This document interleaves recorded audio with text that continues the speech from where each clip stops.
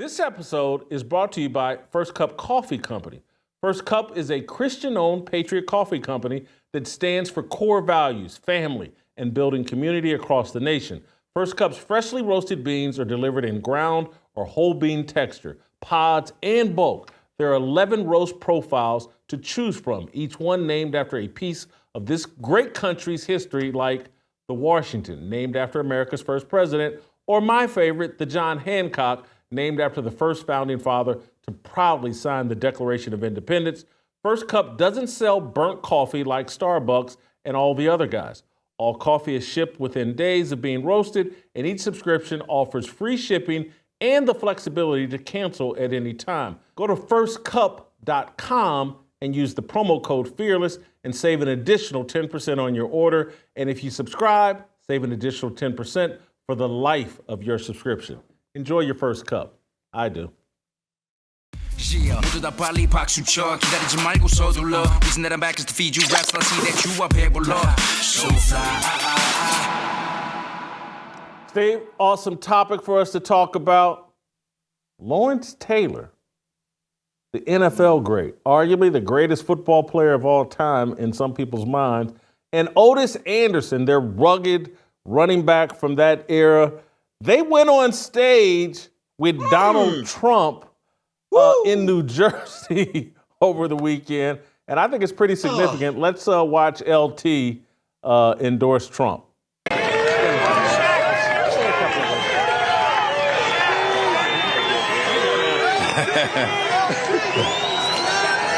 I just want to say,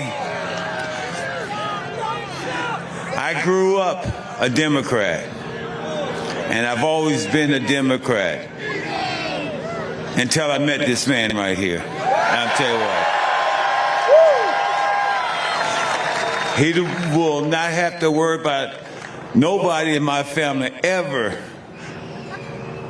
vote for a Democrat again, okay?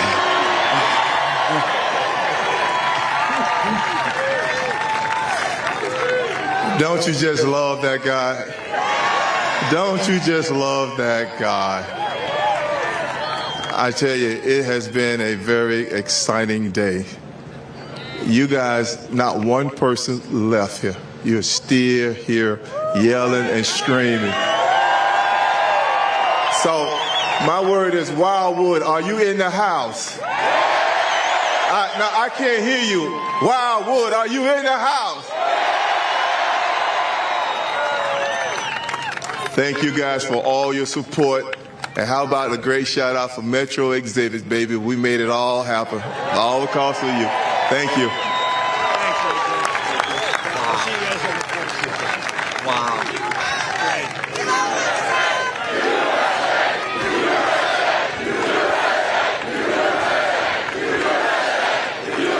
Great.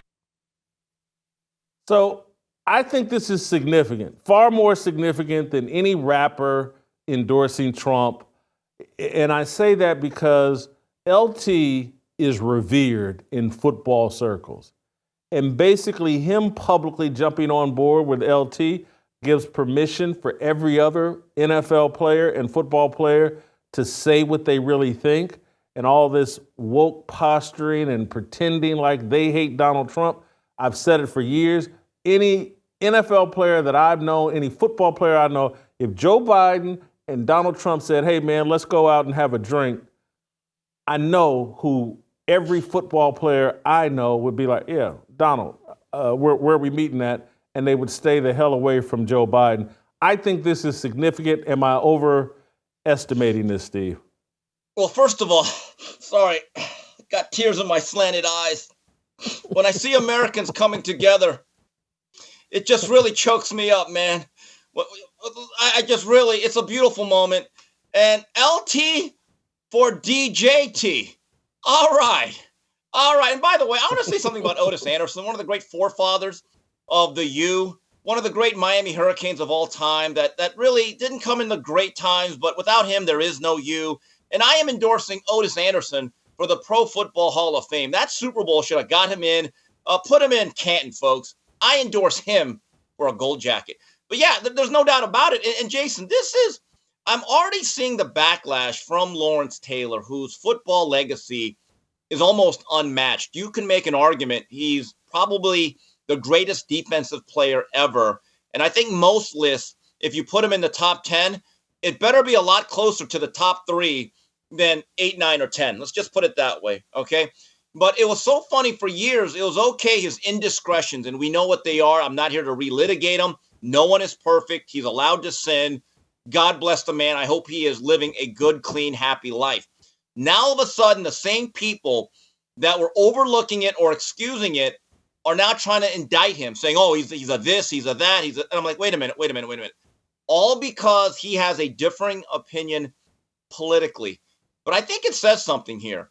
You have 2 older NFL veterans that are black, that are just everyday Americans now. They're not celebrities anymore every day. They don't get the benefits they did maybe back in the 80s and 90s when they were active participants and celebrityhood actually was something that they benefited from. They see the impact of what is going on to everyday Americans, which they are, and the communities that they are a part of. And they're thinking, wait a minute, you know what? I'm going to do what's right for me and everyday red-blooded Americans who are true patriots. I give them a lot of credit because I think they understand there's going to be a part of the community that is now going to be staunchly against them, and I'm already hearing the name calling. So you got LT jumping on board with Trump. Yeah.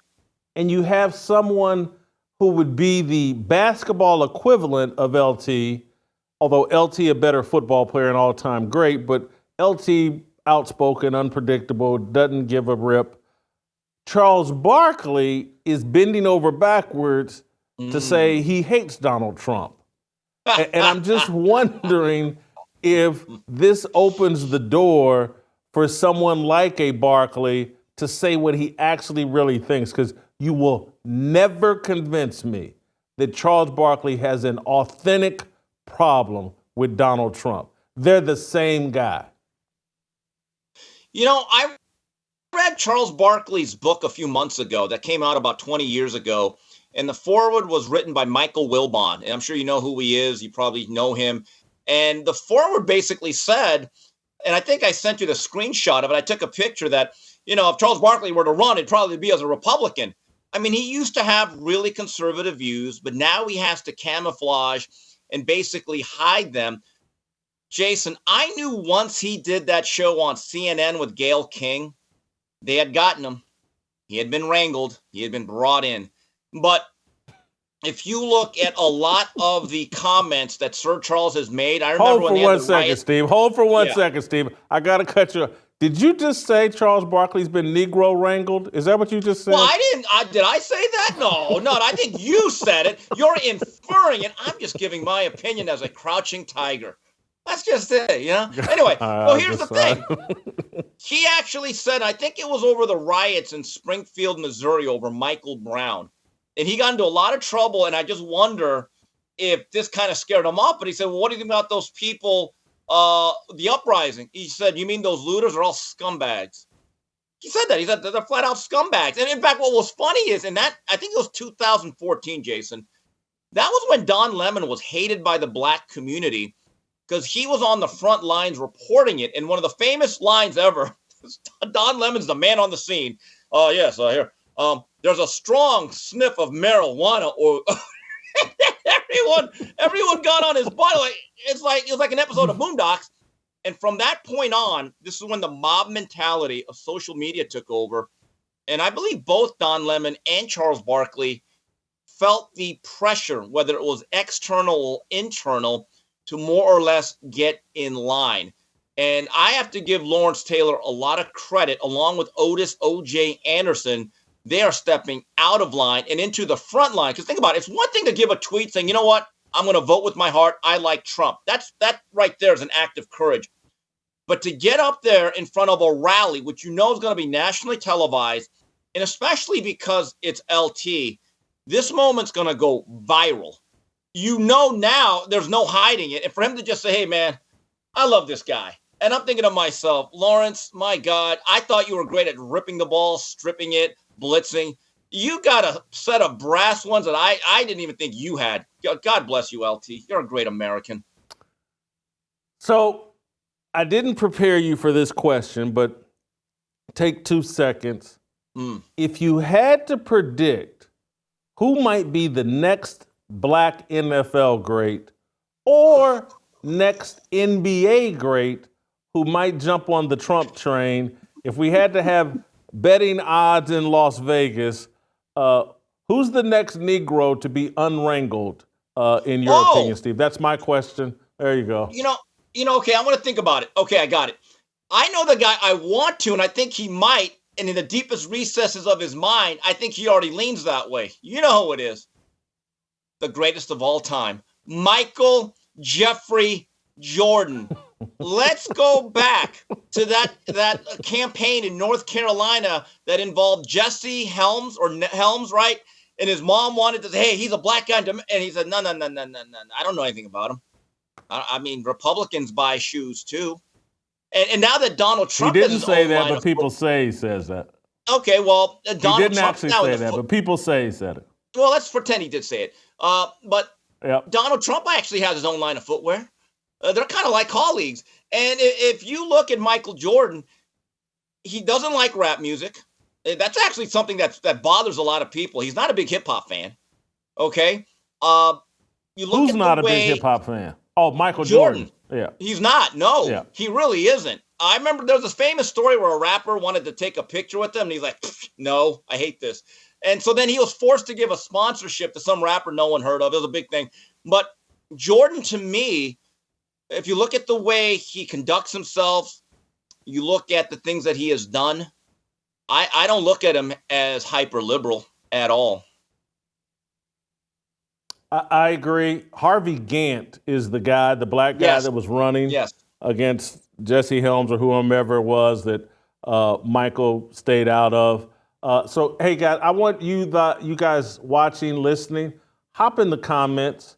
And is Steve right? Could Michael Jordan be unwrangled as a Negro? Or who do you think the next Negro will be that gets unwrangled from the Democratic Party and says what they actually think about Donald Trump? It just cracks me up. All these athletes, I know how they feel about women. I know how they feel about promiscuous sex. I know how again, all the rappers used to love Donald Trump. I just when will the cosplay stop and everybody just move into the Lawrence Taylor lane? I can remember early on in 2016, I was just like, I'd be asking my family, I was like, how's Donald Trump any different than Uncle John? And we all loved Uncle John. How's he any different than my father? How's he any different than any of the people that hung out at the Masterpiece Lounge? You think they wouldn't get in a private conversation? Like, yeah, I grabbed him by the, you know what? I was like, my Uncle John, the one that left me his porn collection in his will? Anyway. Jason, hop in the comments. Who's getting unwrangled next? Go ahead. And Jason, one last point. Donald Trump used to win NAACP Lifetime Achievement Awards. He used to be honored, be up there with Jesse Jackson. So what changed? What really changed? Yeah, and Jesse Jackson's remember he had a little stray baby. I made a spoof song about that when he knocked up that young girl. We changed up. Uncle Jimmy did it. It's a great song. I'm sorry, Miss Jackson. I thought she was on the pill. Never. Anyway, I'll have to dig that up or ask Uncle Jimmy. It's pretty amazing. Thank you guys for watching. Hop in the comments. The next Negro to get unwrangled. Put the Vegas odds up. All right, we'll see you next time. Like what you saw?